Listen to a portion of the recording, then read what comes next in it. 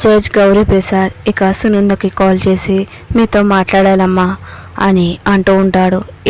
దేని గురించి మాట్లాడాలి, నాకు అర్థమైంది మీరు దేని గురించి మాట్లాడతారో, నాతో ఏం మాట్లాడవద్దు అని అంటూ ఉంటుంది. అది కాదమ్మా, నేను చెప్పేది విను, కేసు గురించి ఒక్కసారి మీతో మాట్లాడాలి.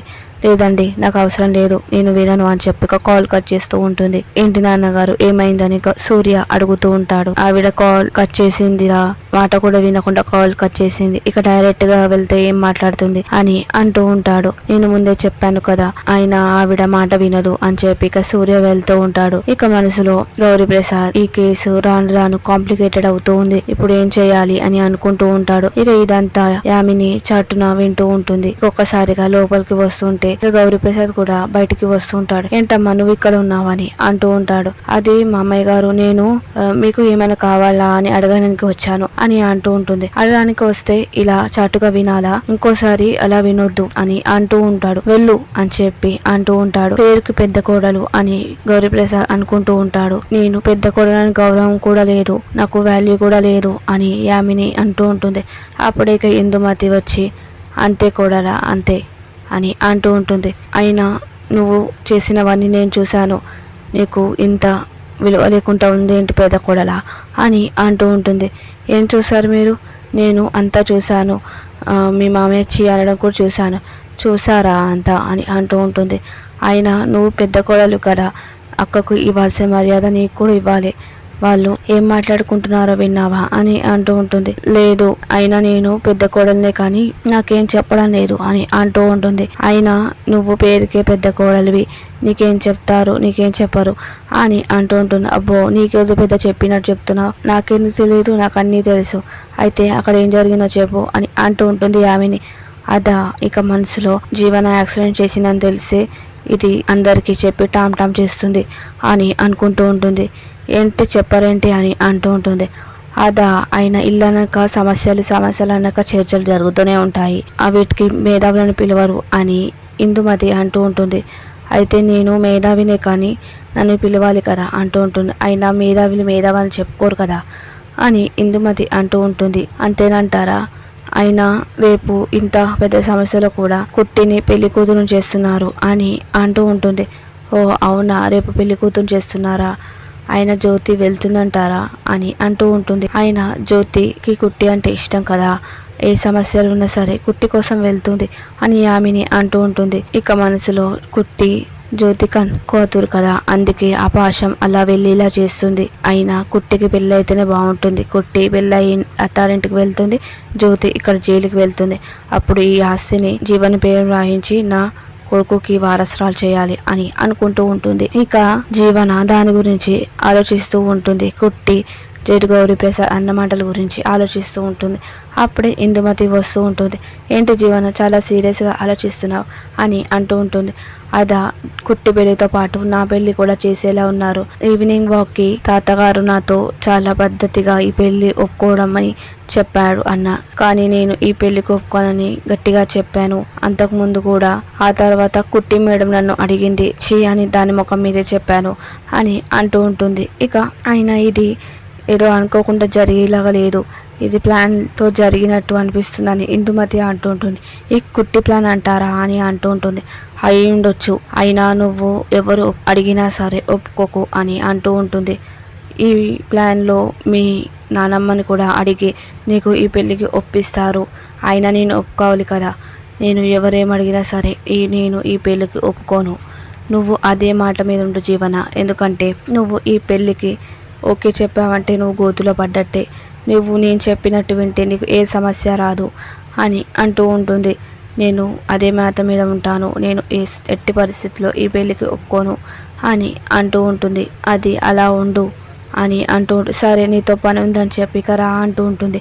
ఇక జీవన పక్కన ఉన్న పేపర్ని ఒకసారి చూసి ఆగిపోతూ ఉంటుంది. ఇక పేపర్ని తీసుకొని ఎల్లమ్మ బస్తీ అని ఇక రాసి ఉంటుంది. ఎల్లమ్మ బస్తీ అంటే మన పుట్టి వాళ్ళ బస్తీనే కదా అని అంటూ ఉంటుంది ఇందుమతి. అవును పెద్దమ్మ అని అంటూ ఉంటుంది. దాని గురించి ఏంటో చదువు అని అంటూ ఉంటుంది. ఇక జీవన దాని గురించి చదువుతూ ఉంటుంది. ఈ ఎల్లమ్మ బస్తీ సునంద గ్రూప్ ఆఫ్ ఇండస్ట్రీస్ పైపుల కంపెనీ గురించి కేటాయించింది. అందులో ఎల్లమ్మ బస్తీ స్థలం కూడా కేటాయించింది. కానీ ఈ స్థలాన్ని వాళ్ళు ఖాళీ చేయడానికి బస్తీ వాళ్ళు ఒప్పుకోవడం లేదు. దానికి నాయకత్వంగా ఆనంది వహిస్తుంది. Anandi Shashikant group of industries ఎండీని ఎదిరించి కేసుని కోర్టుకు వెళ్ళైనా సరే నేను దక్కించుకుంటానని చెప్పి ఉంటుంది. ఇక అది చదివించి ఇక్కడ ఆనంది పేరు వచ్చింది, ఎక్కడ అది హీరోనే అని అంటూ ఉంటుంది.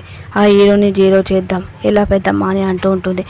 ఈ కేసుని అడ్డు పెట్టుకొని మనం జ్యోతి కేసుని ఎలాగలా తప్పిస్తాం, అయినా దీంతో మనం ఎలా దాన్ని ఒప్పించాలి అని అంటూ ఉంటుంది. నిన్న అది నాతో గట్టిగా అడిగింది, ఇప్పుడు నేను దాంతో ఎలా అడుగుతానో చూడని చెప్పి ఇక ఇద్దరు వెళ్తూ ఉంటారు. ఇక కుట్టి దగ్గరికి వెళ్ళి, కుట్టి ఇది నిజమేనా అని అంటూ ఉంటుంది. అవును జీవన, ఇది నిజమే. అది ఎల్లమ్మ బస్తీకి పైపుల కేటాయించింది.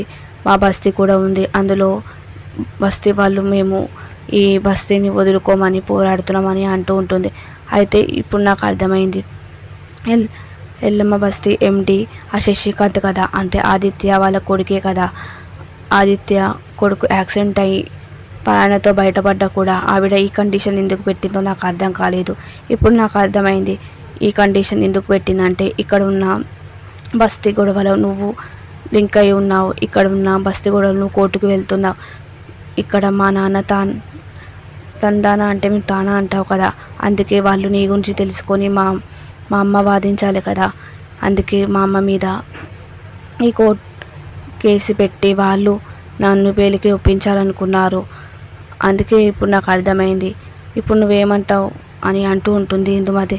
నేనేమంటాను, ఇప్పుడు ఎలాగైనా సరే ఈమె కేసు వాపస్ తీసుకోవాలి, బస్తీని కోర్టుకు వెళ్లకుండా ఆపాలని అంటూ ఉంటుంది కుట్టితో. నేను ఈ బస్తీకి యాక్సిడెంట్ సంబంధం ఏముంది జీవన అంటూ ఉంటుంది. సంబంధం ఉంది కాబట్టి నీ మీద పగతోనే నాకు ఆదిత్యతో పెళ్లి చేయాలనుకుంటున్నారు, అయినా నేను ఆ పెళ్లి ఒప్పుకోను. కానీ నువ్వు నాకు పెద్ద లిస్ట్ చెప్పావు కదా, మీ అమ్మ అంటే ప్రేమ లేదా గౌరవం లేదా అని.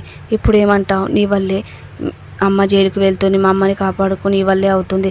నువ్వు ఎలాగైనా ఈ కేసుని వాపస్ తీసుకో, నువ్వు కోర్టుకి వెళ్ళానని చెప్పు. వాళ్ళతో నేను ఈ బస్తీ గురించి వాదించాలని చెప్తే వాళ్ళు కూడా అమ్మ కేసుని వదిలిపెడతారు అని అంటూ ఉంటుంది. దీనికి సంబంధం ఏంటి అని అంటూ ఉంటుంది. ఇక అప్పుడే సింహాద్రి ఇదంతా చూసి బిడ్డ అని అడుగుతూ ఉంటాడు. బిడ్డ అని పిలుస్తూ ఉంటాడు. వస్తున్నా నాయన అని చెప్పి వెళ్తూ ఉంటుంది. ఇదేంది వెళ్తుంది, అయినా దీన్ని వదిలిపెట్టకూడదు, మళ్ళీ అడగాలి అని అనుకుంటూ ఉంటారు. ఏంటి బిడ్డ ఏం అడుగుతున్నారు? అదేం లేదు నాయన, వాళ్ళు ఏదో పేపర్ గురించి రిజల్ట్ గురించి అడిగారు, రిజల్ట్ అంటే మార్కుల గురించి అడిగారని చెప్పి అంటూ ఉంటుంది. బిడ్డ ఏదో దాస్తుంది, వాళ్ళు ఎల్లమ్మ బస్తీ గురించి అడిగారు అనుకుంటూ ఉంటుంది. ఇక వంశీ ఇదంతా విని దేని గురించి గొడవ అని ఇందుమతిని అడుగుతుంటాడు. అదేం లేదురా, ఇక్కడ కేసు పెట్టారు కదా, కండిషన్ కూడా పెట్టారు కదా, పెళ్ళి జరగాలంటే కేసు విత్డ్రా చేసుకుంటా అన్నారు. మరి ఈ చేతిలో పేపర్ ఏముంది, అదే ఆయుధం, ఇక్కడ ఉన్న ఆయుధాన్ని మనం వాడుకున్నాము.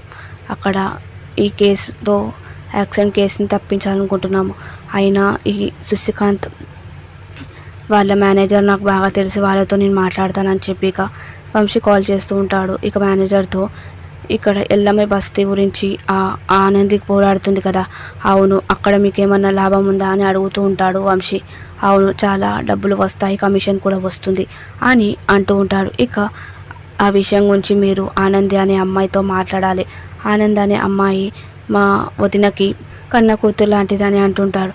నువ్వు వెళ్ళి ఆనందితో ఈ కేసుని నువ్వు తప్పుకుంటే అక్కడ మీ జ్యోతి గారి కేసుని తప్పిస్తానని చెప్పి అనాలి అనగానే, సరే నేను అదే పనిలో ఉంటాను, నేను ఎక్కడ చెప్పాలో మళ్ళీ కాల్ చేస్తానని చెప్పి వంశీ అంటూ ఉంటాడు. పని సక్సెస్ అయిందమ్మా, ఇప్పుడు వెళ్ళి మన ఆనంద్తో వాడు మాట్లాడితే ఆనంది ఒప్పుకుంటుంది, ఈ కేసుని తప్పించుకోవచ్చు అని వంశీ అంటుంటాడు. మంచి ప్లాన్ ఉందిరా అని అంటుంటుంది ఇందుమతి. ఇక ప్రోమోలో ముగ్గురు జీవన, వంశీ, ఇందుమతి మాట్లాడుకుంటూ ఇంటికి వస్తూ ఉంటే, ఇదేంటి కుట్టి మన ఇంటికి ఉంచి వస్తూ ఉంది అని అంటూ ఉంటుంది. ఎవరితో నిజం చెప్పింది అని ఇందుమతి అనుకుంటూ ఉంటుంది. ఇక జ్యోతి వెళ్ళి ఆపుతుంటుంది. ఏంటి కుట్టి, నువ్వు మామయ్య గారి గది నుంచి వస్తున్నావు, నువ్వేమైనా మాట్లాడావా అని అంటూ ఉంటుంది. అవును జ్యోతమ్మ, నేను జస్ట్ తాతగారితో మాట్లాడాను, దేని గురించి, ఏమైనా ప్రాబ్లమా అని జ్యోతి అడుగుతూ ఉంటుంది. ఇక ముగ్గురు చాటున వింటూ ఉంటారు. అదే ప్రాబ్లం అని చెప్తూ ఉంటుంది. ఇక ప్రోమో అయిపోతుంది.